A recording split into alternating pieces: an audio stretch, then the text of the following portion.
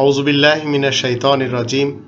ক্বালা রাব্বি ইশরাহ লি সাদরি ওয়া ইয়াসসির লি আমরি ওয়াহলুল উকদাতাম মিন লিসানি ইয়াফকাহু কওলি।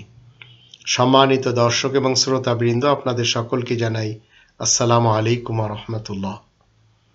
দেশ বিদেশের বাঙালি ভাই বোনদের পক্ষ থেকে পাঠানো 16টি প্রশ্ন এবং সেসবের দেওয়া এই কোরআন থেকে উত্তর আসুন আমরা একটু জেনে নিই। বাদল ইসলাম রোমা, ইটালি থেকে জিজ্ঞেস করেছেন, কোরআন কি বিনা অজুতে পড়া এবং ছোঁয়া যাবে? এ ব্যাপারে 2 নম্বর সূরা আল বাকারার 185 নম্বর আয়াতে আল্লাহ বলে দিয়েছেন, তিনি মানুষকে কখনো কষ্ট দিতে চান না, মানুষের কল্যাণ হোক তা তিনি সর্বদা চান। ইউরিদুল্লাহু বিকুমুল ইউসরা ওয়ালা ইউরিদু বিকুমুল উসরা।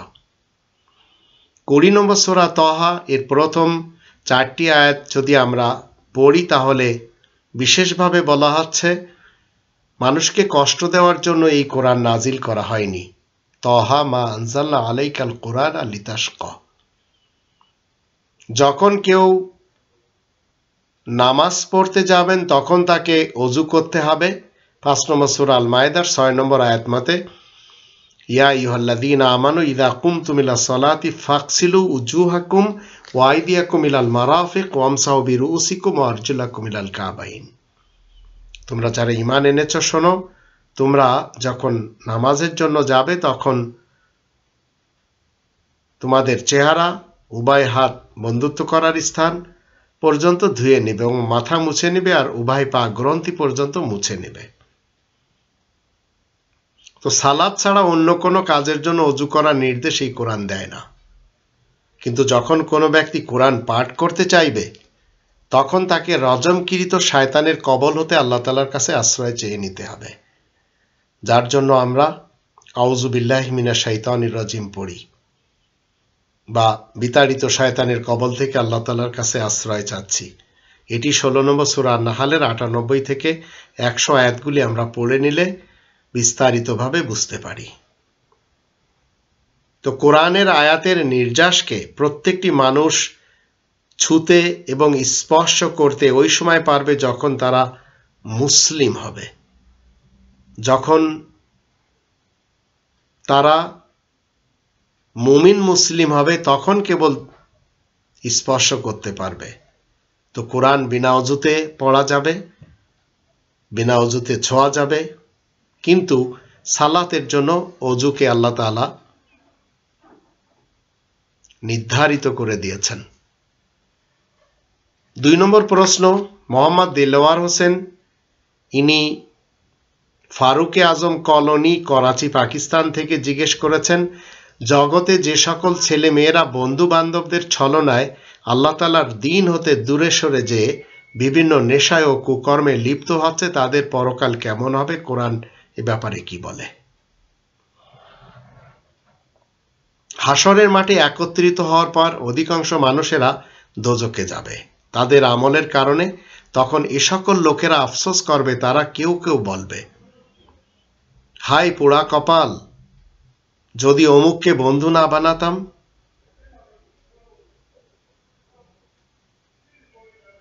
আমার কাছে কোরআন আসার পর ওই বন্ধুটি আমাকে কোরআন হতে দূরে সরিয়ে দিয়েছিল।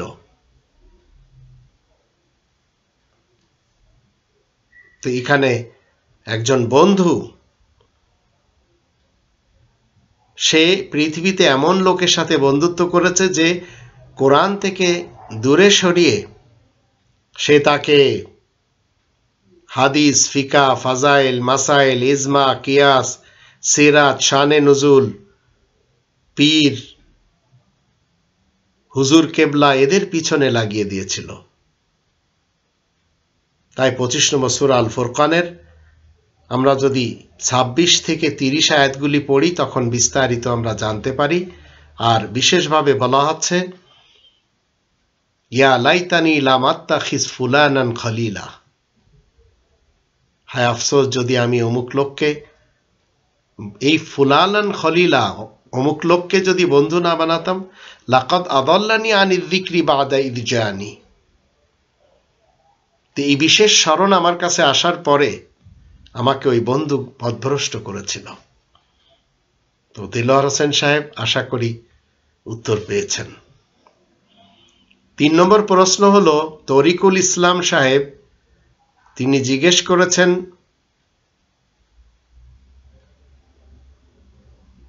জিনেদা থেকে, আমাদের এলাকার হিন্দুরা দেখি কেউ কেউ কোরআনের কথা বলে, আবার নকুল কুমারের গান শুনে দেখলাম নিজেকে তিনি হাফ মুসলমান হয়ে ঢাকায় থাকি এটি ব্যক্ত করেছেন, কিন্তু মূর্তি পূজাও তারা করেন। কোরআন এ ব্যাপারে সঠিক তথ্য কি দেয়? এই কোরআনের 22 নম্বর সূরা আল হজের 30 নম্বর আয়াতে আল্লাহ বলেন, ফাজতানিবুর রিজসা মিনাল আওসান, তোমরা মানুষেরা মূর্তি পূজার আবর্জনা হতে নিজেদেরকে বাঁচিয়ে রাখবে। তো কোরআনের কথা মুখে বললে চলবে না, বরং আমল করতে হবে। আর এটি 61 নম্বর সূরা আস-সফ এর 2 এবং 3 আয়াতে আল্লাহ বলছেন, তোমরা যে কাজগুলো নিজেরা করছো না সেগুলো অপরকে কেন বলছো? এটা একেবারে আল্লাহ তাআলার অপছন্দ। তো যে সকল হিন্দুরা কোরআনের কথা বলছেন কিন্তু মূর্তি পূজাও করছেন, তাদের জানা উচিত যে আল কোরআনে আল্লাহ মূর্তি পূজা হতে নিজেদেরকে বাঁচিয়ে নিতে বলেছেন।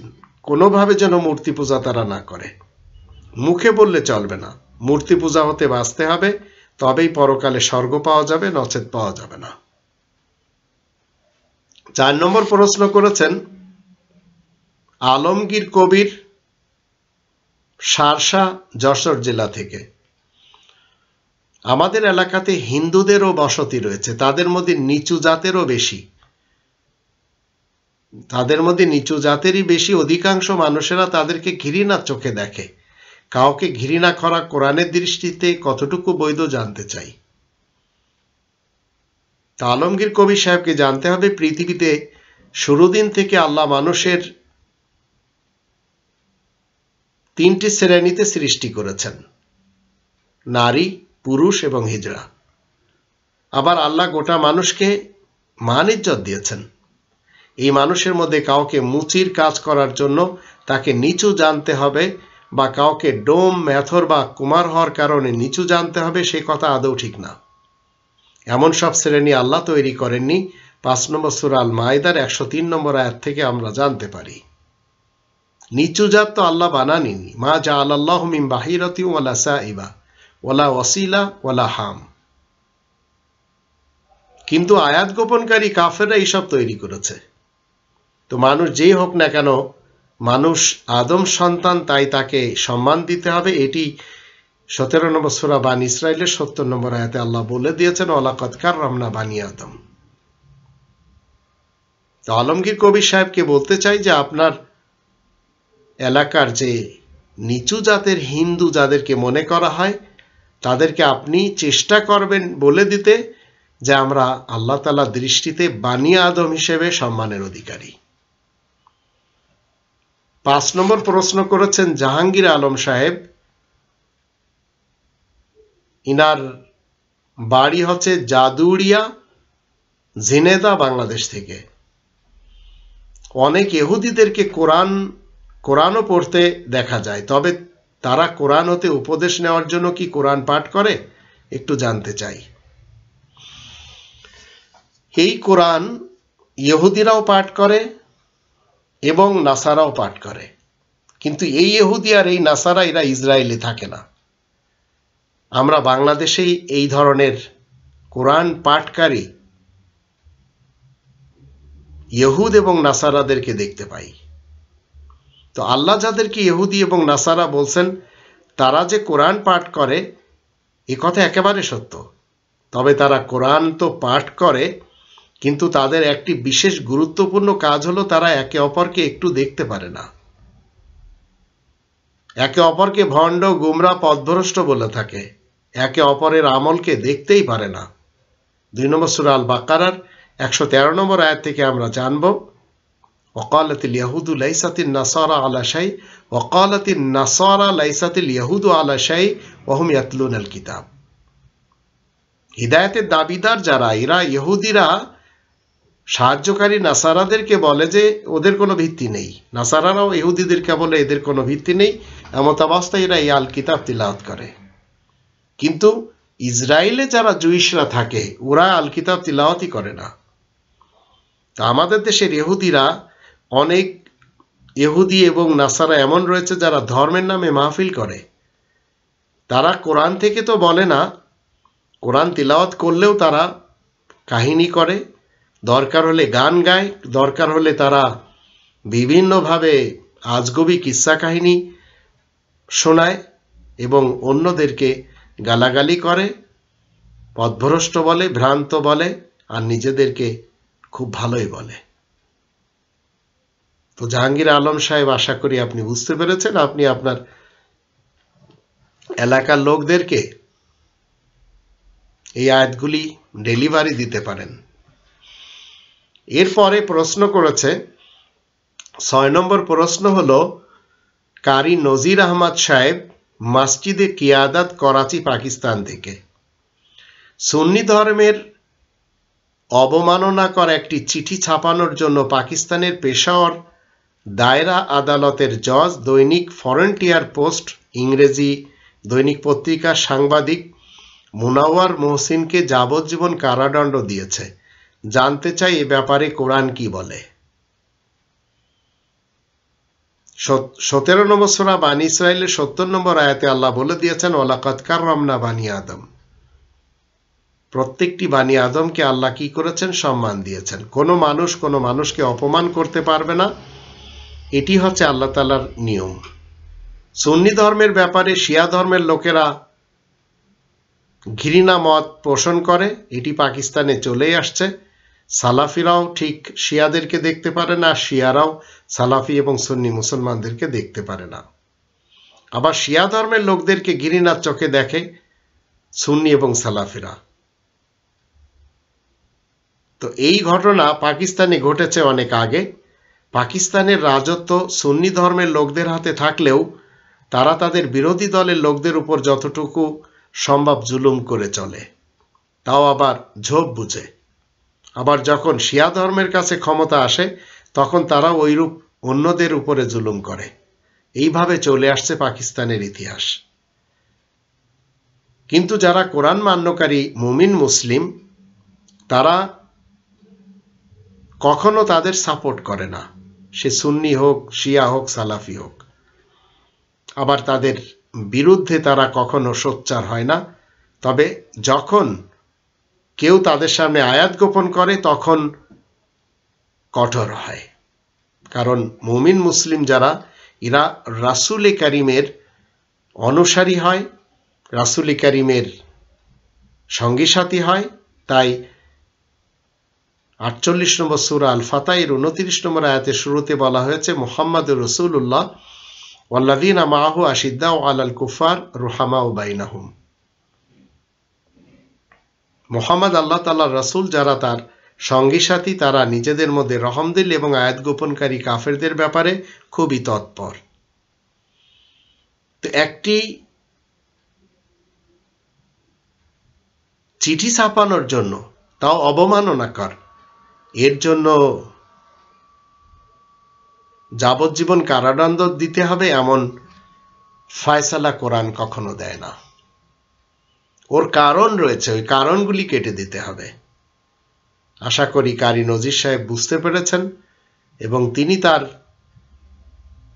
এই যে প্রশ্ন, সেই প্রশ্নের উত্তর সঠিক পেয়েছেন।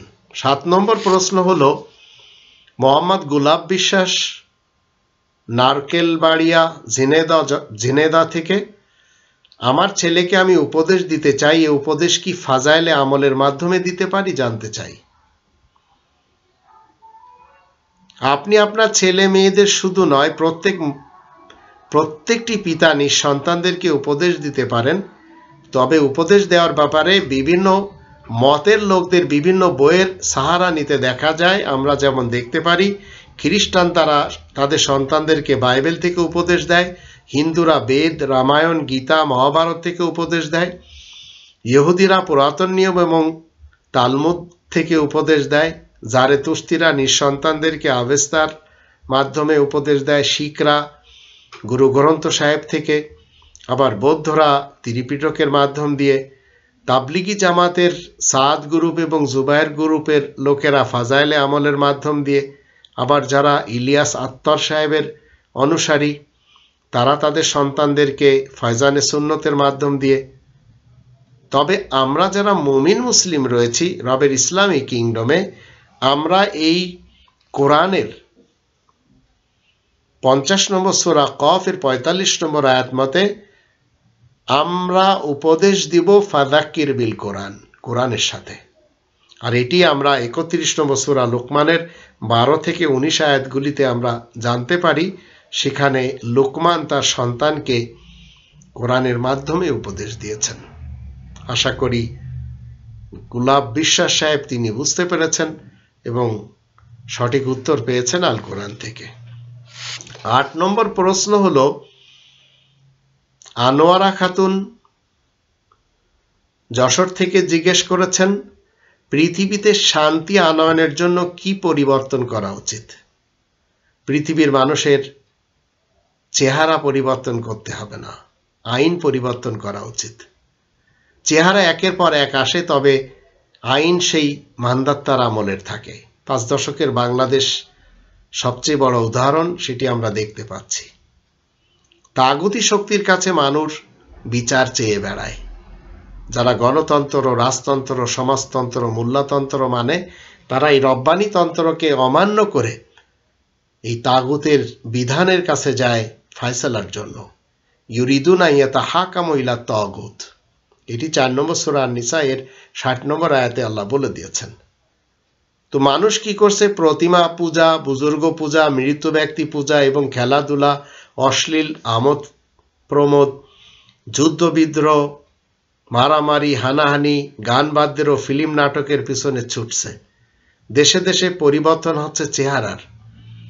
ধার্মিকরা হাদিস, ফিকা, ইজমা ও কিয়াসের পিছনে ছুটছে। সাধারণ কর্মীরা নেতাদের পিছনে, সাধারণ মানুষরা বিভিন্ন পীর, দরবেশ ও বানোয়াট ধর্মের জামাতের পিছনে ছুটে চলেছে।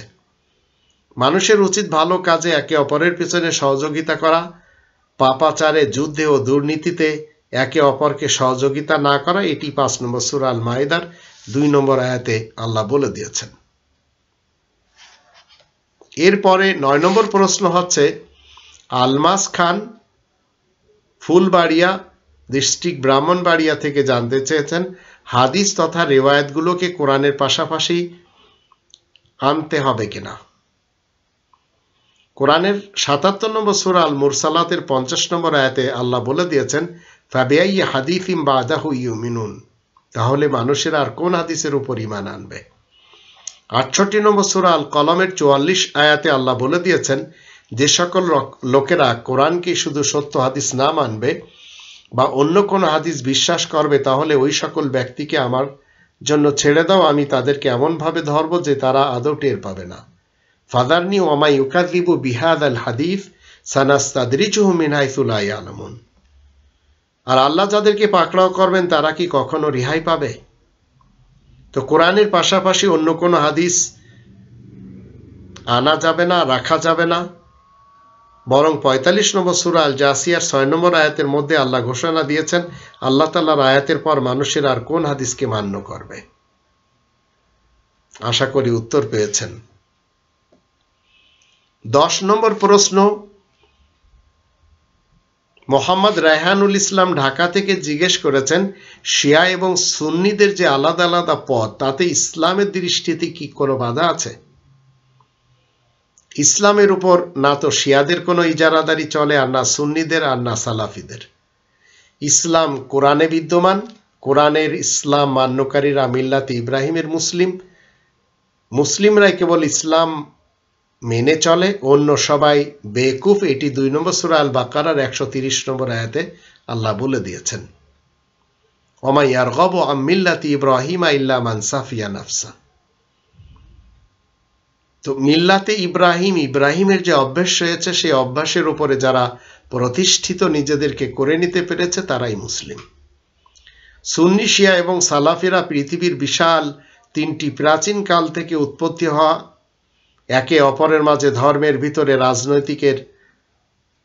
আবার ধর্মের এবং রাজনৈতিকের পার্থক্যের দল।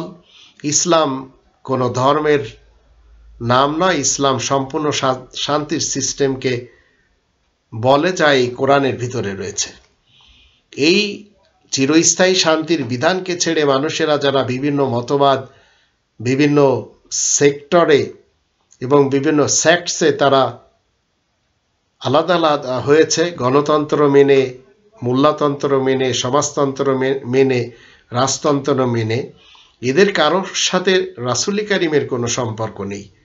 এটি আমরা 6 নম্বর সূরা আল আনআমের 159 নম্বর আয়াতে দেখতে পাই। ইন্নাল্লাযীনা ফাররাকু দীনহুম ওয়া কানু শিয়া লাস্তা মিনহুম ফি শাই।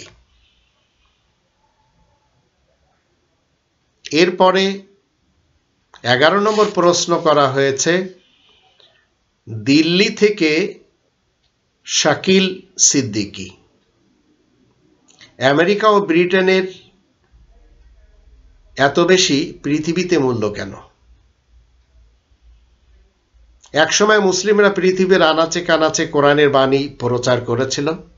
বাগদাদ, গর্নাতা, দামেস্ক, Istanbul, Bukhara, Samarkand, Tashkent, Delhi, Hyderabad, Mahishur, Mecca, Medina থেকে কোরআনের কথা মানুষ প্রচার করেছে। ইউরোপ, আমেরিকা তা সহ্য করতে কখনো পারেনি। তারা মুসলমানদের মাথাকে টেনে নিয়ে আমেরিকাতে এবং ব্রিটেনে জায়গা করে দিয়েছে। আস্তে আস্তে তারা এই সকল মুসলমানদের ব্রেনে তাদের বুদ্ধি ঢুকাতে শুরু করেছে। তো পৃথিবীর সকল এলাকার ব্রেনগুলি স্থান পেল ব্রিটেন এবং আমেরিকায়।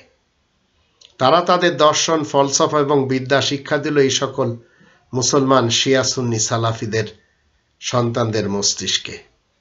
তো এ সকল এলাকার ছেলেরা মেয়েরা আমেরিকা এবং ব্রিটেনের শিক্ষায় শিক্ষিত হয়ে ডিগ্রি পেয়ে নিজ নিজ দেশের বড় বড় স্থান দখল করে নেয়। ফলে তারা তাদের দেশে ওই সব কিছুই করে যা তাদের আমেরিকা এবং ব্রিটেনের গুরুরা শিক্ষা দিয়েছে। ছোট ছোট মুসলমান এবং আরব দেশগুলি ক্রমান্বয়ে চলে যায় আমেরিকা এবং ব্রিটেনের হাতে।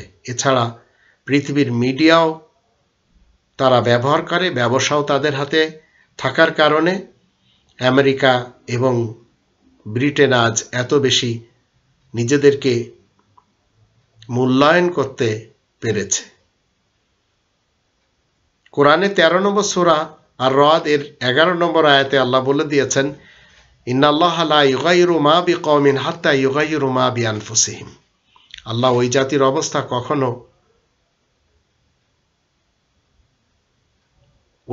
অবস্থা কখনো পরিবর্তন করেন না, কখনো পাল্টান না, যত সময় জাতির লোকেরা নিজেরা নিজেদের অবস্থা পরিবর্তন না করবে। আশা করি উত্তর পেয়েছেন। 12 নম্বর প্রশ্ন মুফতি মাহমুদুল হাসান আল মাদানী, মানিকদি ক্যান্ট, ঢাকা থেকে। তিনি জিজ্ঞেস করেছেন মাযহাবের গুরুত্ব সম্পর্কে আপনাদের মতবাদ কি? তা আমরা যারা রবের ইসলামিক কিংডমে মুসলিম রয়েছি, মুমিন হওয়ার প্র্যাকটিস করে চলেছি, 3 নম্বর সূরা আল ইমরানের 101 নম্বর আয়াতে আল্লাহ তার বান্দাদেরকে মুসলিম হয়ে, 102 নম্বর আয়াতে, 3 নম্বর সূরা আল ইমরানের 102 নম্বর আয়াতে আল্লাহ তার বান্দাদেরকে মুসলিম হয়ে মৃত্যুবরণ করতে বলেছেন। ওয়ালা তামুতুন্না ইল্লা ওয়া আনতুম মুসলিমুন। আর এই মুসলিম নাম নিয়ে এই কোরআনের 22 নম্বর সূরা আল হজের 78 নম্বর আয়াতে আল্লাহ বলে দিয়েছেন যে মুসলিমিন নামে চলতে হবে, মুসলিম নামে চলতে হবে।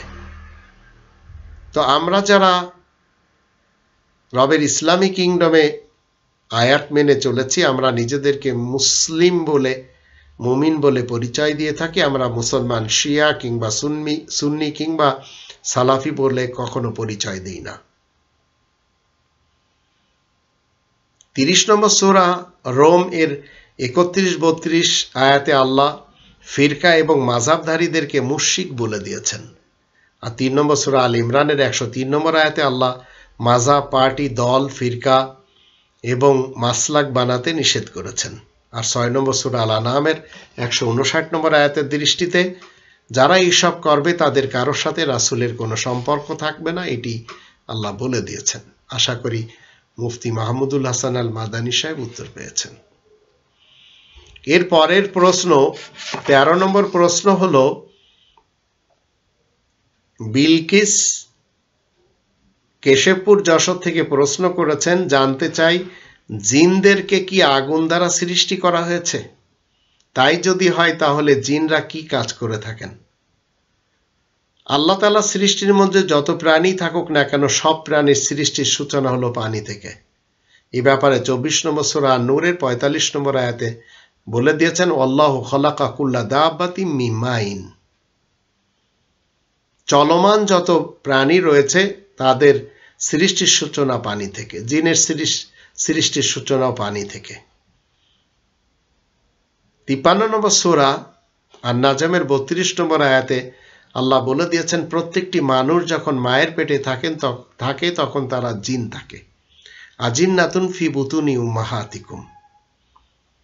আবার পৃথিবীতে জিনরা যেসব কাজ করতে পারে সাধারণত একজন ইন্সরা সেই কাজগুলি পারে না।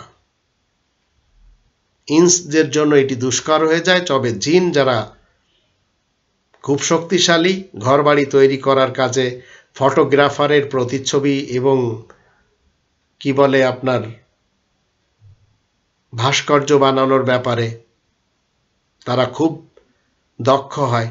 বড় বড় হাঁড়ি পাতিল বানানোর ব্যাপারে, খাল খনন, পুকুর এবং দিঘি কাটা বা কল পোতা, টিউবওয়েল পোতার ব্যাপারে খুব বেশি এরা শক্তিশালী হয়। 34 নম্বর সূরা সাবা এর 12-13 আয়াত দুটিতে আল্লাহ বলে দিয়েছেন।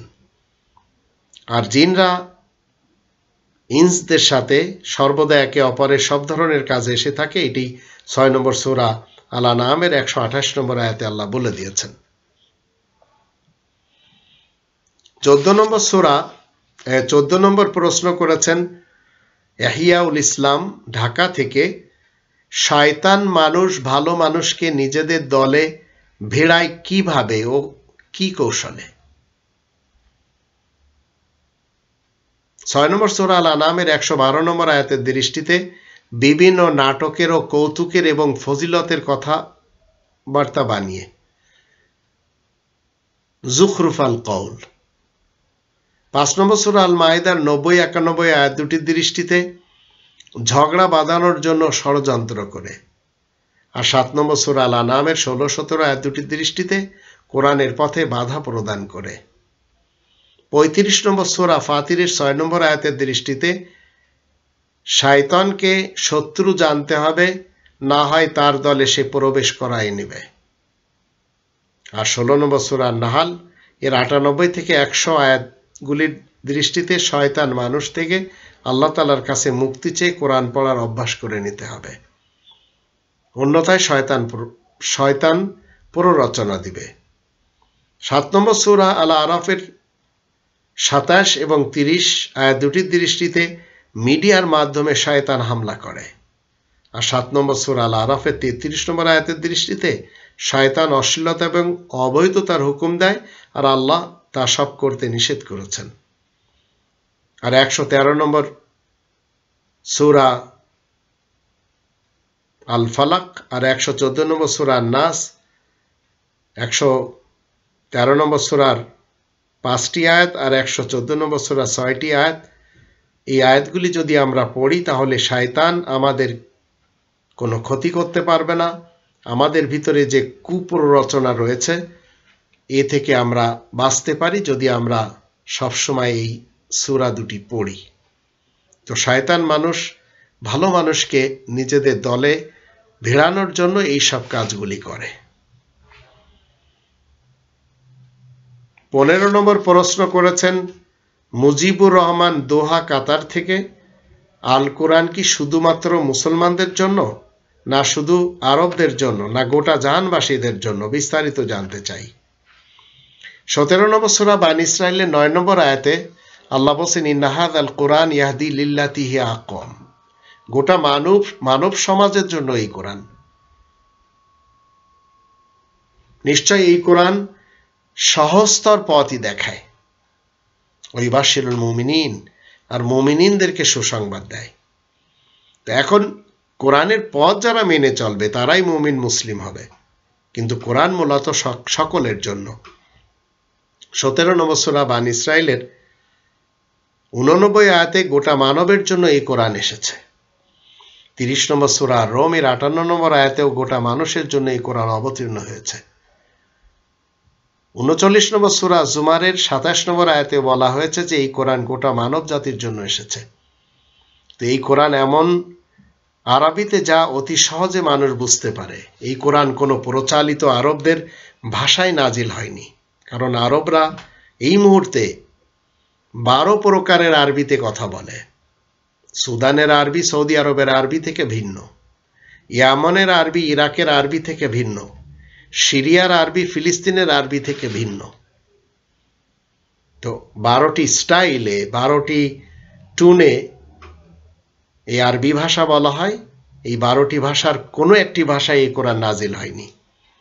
তাই এই কোরআন কোনো প্রচলিত আরবদের ভাষায় নাজিল হয়নি। শুধুমাত্র মুসলমান শিয়া সুন্নি সালাফিরা যে এর উপরে ইজারাদারি খাটাবে তাও না। এই কোরআন সমস্ত মানুষের জন্য। ইন হুয়া ইল্লা যিকরুল লিল আলামিন। 81 নম্বর সূরা তাকবীর এর 27 নম্বর আয়াতে আল্লাহ বলে দিয়েছেন। সর্বশেষ 16 নম্বর প্রশ্ন, দিনা এথেন্স গ্রিস থেকে প্রশ্ন করেছেন এবং তার বাবাও সাথে। যুক্তরাষ্ট্রের খ্রিস্টান ধর্মযাজকগণ গিয়োগানকে গত শনিবার গলা টিপে হত্যা করা হয়েছে। ধর্মযাজক থাকাকালে 300 জন শিশুর সাথে যৌন সম্পর্ক স্থাপন করেন। তার বিরুদ্ধে 130টিরও বেশি শিশুকে ধর্ষণের অভিযোগ রয়েছে। এ পর্যন্ত 315 জন খ্রিস্টান ধর্মযাজককে শিশু ধর্ষণের দায়ে অভিযুক্ত করা হয়েছে। আর এটি অনেক পুরাতন যুগের একটি পত্রিকা, দৈনিক ইনকিলাব, 25/8/2003 সালে এটি এসেছে। এ ব্যাপারে আল কোরআন কি কোনো ফয়সালা দিয়েছে জানতে চাই। এই কোরআনে 4 নম্বর সূরা নিসা 16 নম্বর আয়াতে আল্লাহ রাব্বুল আলামিন ওই সকল যৌন সম্পর্ক স্থাপনকারীদের জন্য বলছেন, যদি সাক্ষী এবং প্রমাণ পাওয়া যায় তাহলে তাদেরকে শাস্তি দিবে। যখন তারা পুনরায় এ কাজ না করার জন্য তওবা করবে তখন তাদেরকে ছেড়ে দিবে। তো সমকামিতার শাস্তি আল্লাহ বলে দিয়েছেন, ওয়াল্লাযানি ইয়াতিয়ানিহা মিনকুম ফাযুহুমা ফাইন তাবা ওয়া আসলাহা ফাআরিদু আনহুমা। আর 29 নম্বর সূরা আল আনকাবুতের 28 এবং 29 আয়াত দুটি থেকে আমরা জানতে পারি, যারা লূত নবীর উম্মতের মধ্যে, লূত নবীর কওমের মধ্যে শয়তানি চক্রকে বৃদ্ধি করে, তারাই ডাকাতিও করে এবং এই যৌন ক্ষুধা মেটানোর জন্য পুরুষেরা পুরুষের পিছনে যায়। তো জগতের মধ্যে অশ্লীলতাকে যারা প্রয়োগ দেয় তারা এই কাজ করে। এরা ধর্মযাজকও হতে পারে। তো এটা আমেরিকান ধর্মযাজক হোক বা ইউরোপিয়ান ধর্মযাজক হোক, এদের সকলের জন্য এই টাইপের কেস আমরা দেখতে পাই। এদের উপরে একের পর এক অভিযোগ রয়েছে। আর বাংলাদেশের ধর্মযাজক যারা রয়েছে, মাদ্রাসার সাথে যাদের সম্পর্ক, এদের অনেকেরই দেখা যায় তারা বলৎকার করে। তো বলৎকার যারা করে এদেরকেও ঠিক এইভাবে শাস্তি দিতে হবে। জিনাখোরদের জন্য 100 চাবুকের শাস্তির ব্যবস্থা রয়েছে এই কোরআনে, 24 নম্বর সূরা নূরের 2 নম্বর আয়াতের দৃষ্টিতে। আবার ধর্ষণ যারা করবে তাদের নুনু কেটে দেওয়ার জন্য কোরআনের 5 নম্বর সূরা আল মাইদার 38-39 আয়াত দুটি থেকে আমরা জানতে পারি। কারণ তারা কি করে, একটি ছেলের বা একটি মেয়ের ইজ্জতকে চুরি করার জন্য এই কাজটি করে। তাই যার মাধ্যম দিয়ে এই সব কাজগুলি করে সেই কারণটি কেটে দিতে হয়।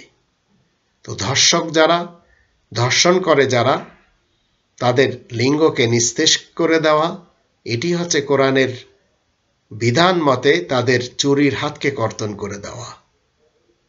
তো যুক্তরাষ্ট্রের খ্রিস্টান ধর্মযাজকগণ যে কাজ করেছে, বা ইউরোপের ধর্মযাজকরা যা করে, বা বাংলাদেশের হুজুররা বলৎকার করতে যে ধরা খায়, এদের সকলের জন্য শাস্তি এই কোরআন নিশ্চিত করেছে। আশা করি উত্তর পেয়েছেন। আল্লাহ আমাদের সবাইকে তৌফিক দান করুন, আমরা যেন কোরআনের নিয়ম মতে নিজেদের জীবনকে পরিচালনা করতে পারি। ওমা আলাইনা ইল্লাল বালাগুল মুবিন।